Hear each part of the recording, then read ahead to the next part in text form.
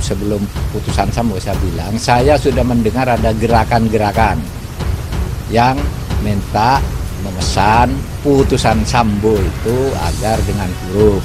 Tapi ada juga yang minta dengan angka. Jadi bukan putusan yang ini yang pesan. Ada yang bergerilya, ada yang ingin Sambo dibebaskan. Itu orang arif dan orang yang sangat peduli pada bangsa ini.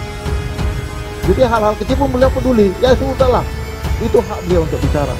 Kejaksaan, saya pastikan kejaksaan independen. Saya pastikan kejaksaan independen.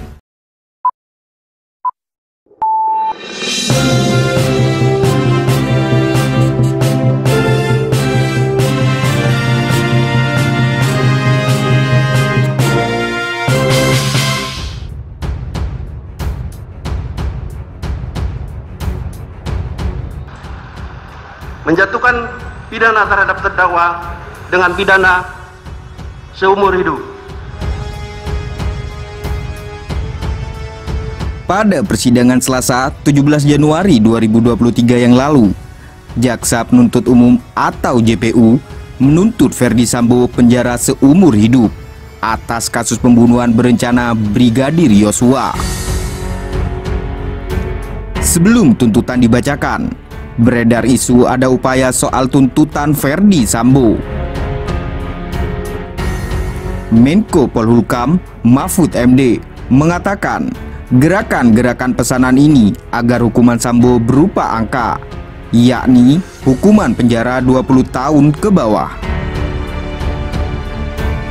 Meski demikian, Mahfud menjamin bahwa institusi kejaksaan independen dan tidak terpengaruh oleh upaya gerilya tersebut. Yang saya bilang itu sebelum putusan Sambo saya bilang, saya sudah mendengar ada gerakan-gerakan yang minta memesan putusan Sambo itu agar dengan huruf. Tapi ada juga yang minta dengan angka. Jadi bukan putusan yang ini yang pesan. Ada yang bergerilya, ada yang ingin Sambo dibebaskan, ada yang ingin Sambo dihukum, kan gitu.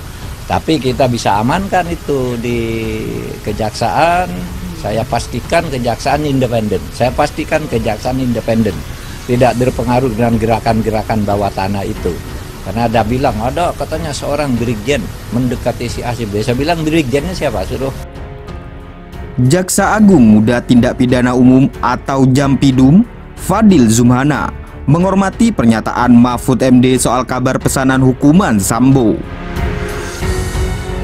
Bagi Jampidum, pernyataan Mahfud MD menjadi cara untuk mengawal proses penegakan hukum dalam kasus pembunuhan Brigadir Yosua. Dan kita hormati kesebutan. Yang salah ngomong aja saya hormati Pak, yang nyaci maki jaksa. Saya nggak pernah sakit hati dicaci maki Pak.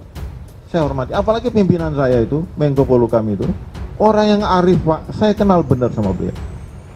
Itu orang arif dan orang yang sangat peduli pada bangsa ini. Jadi hal-hal kecil pun beliau peduli. Ya sudahlah, itu hak beliau untuk bicara. Bagi saya itu bagian pada proses penegakan hukum supaya beliau mengarahkan proses penegakan hukum yang benar selaku Menko Polhukam. Itu benar, sangat baik beliau.